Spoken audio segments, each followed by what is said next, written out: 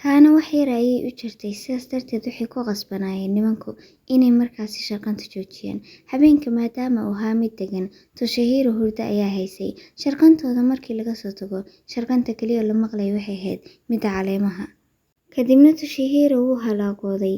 Waxaa la yiraahdaa Shimaton. Markaasi Ren hoos ayuu u soo eegay wuuna xanaaqay. Yokai-ga ee Kaana markaasi kala googoysay.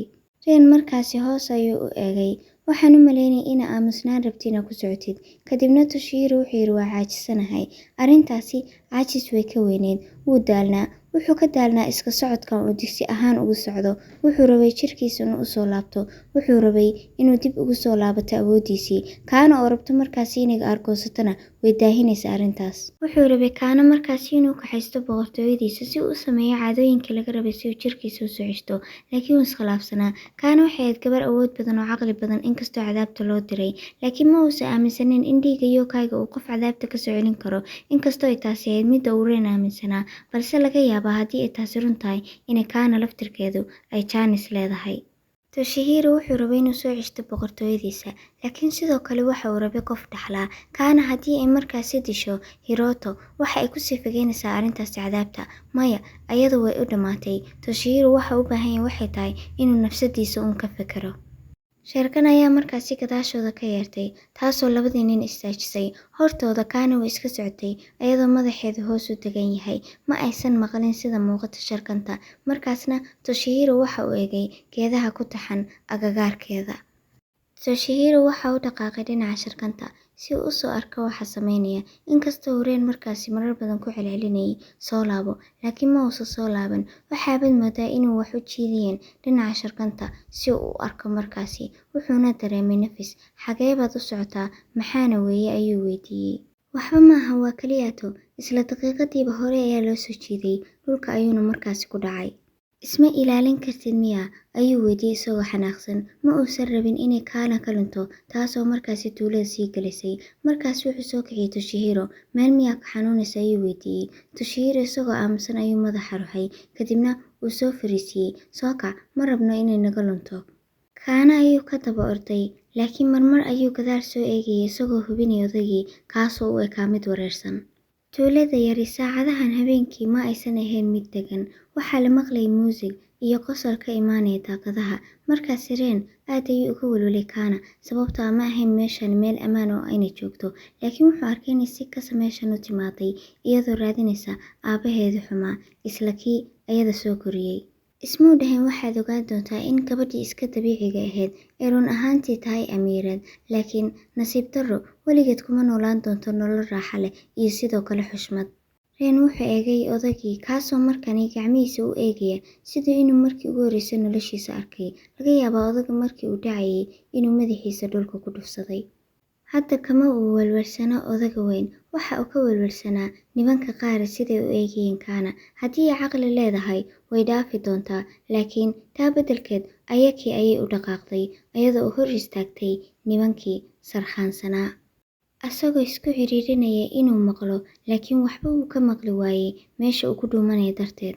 Toshihiro ma uusan dareemin inuu nafsadiisa is yahay. Jirkiisa waxaa moodaa inuusan ku oolin, madaxiisana buuq ayaa ku furnaa. Taa beddelkeedna waxa uu dareemayay gaajo aad u badan. Mana uusan u gaajaynin cunto dabiiciya, ee waxa uu u gaajoonayay urka ka imanaya qashin isagoo u dhow. Inta uusan nafsadiisa joojin ka hor, Toshihiro waxa uu dhaqaaqay dhinaca cuntada urtay iyo maryaha gogo'an iskor saaran. Waxa uu maqlay Ren oo markaasi u yeeraya, laakiin uma uu dangalin. Waxa uu markani macaansanayay bariiska uray iyo lafaha kalluunka iyo khudaarta quruntay oo agagaarka ku daadsan. Gaajo dartii calooshiisana waa qaylinaysay. Si kadis ayuu Toshihiro u fekeray. Waxa uu soo xasuustay inuu Kaana ka agdhow yahay, taasoo soo jiidanaysay Yokai-ga. Waxa uu sidoo kale xasuustay inuusan nafsadiisa dareemin xayawaankii ku jiray sidoo kale geedaha. Waxaasoo dhan waxay u jeesnaayeen hal shay. Markaasi Toshihiro jirkiisa ayaa la isticmaalayay. Toshihiro waxa uu soo jeestay dhinaca Ren isagoo aad uga baahan inuu caawinaad weydiisto, laakiin intuusan hadlin ka hor nafsadiisa ayaa hoos la iskugu ceshay. Ren aad ayay uga caraysnaa Toshihiro dhaqamadiisa. Ninka weyni inta uu gabadha awowga u yahay ka fikiri lahaa waxa uu fiirsanayay qashinka. Markaasi wuxuu u dhawaaday Kana, wuxuuna maqlay iyadoo weydiinaysa aabaheedii, laakiin nimanku way ku qosleen waxayna weydiiyeen inay bannaan tahay. Ren aad ayuu uga carooday arrinkaas, wuxuuna rabay seeftiisa inuu u qaato, laakiin waxa uu ku qasbanaa markaasi Ren inuu sabarkiisa badsado. Kana way ka dhaqaaqday waxayna aaday dhinaca Nizakaya. Wuxuu u soo jeestay dhinaca Toshihiro wuxuuna arkay isagoo inuu iska taagan yahay oo isaga eegayo. Si la yaab leh ayuu u ekaa, laakiin saacan umuusan u baahnayn inuu ka walwalo odaygan.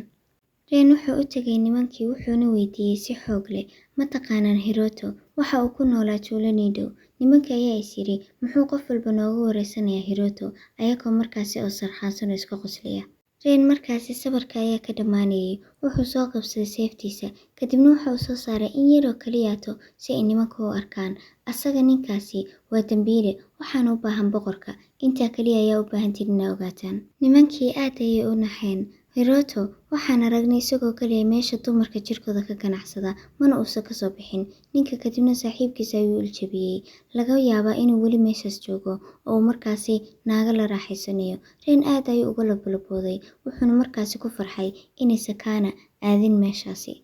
Waxa uu ugu soo jeestay si uu ugu sheego Toshihiro, laakiin odaygii meesha ma uusan joogin.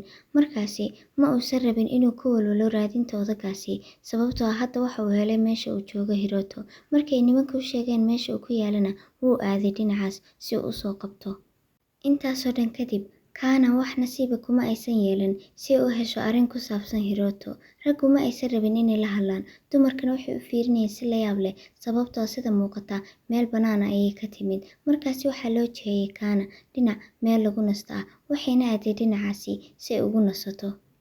Kana way ku faraxday waqtiga yarka ay u heshay si ay u nasato, inkastoo ay rabtay inay sii wadato hawshii u socotay, laakiin nasiinaha yarka aad ayay u caawinaysay. Markaasi hurdo ayaa qabatay, dabaysha yarta ee daaqadaha ka imanaysay ayaa ku caawisay inay seexato.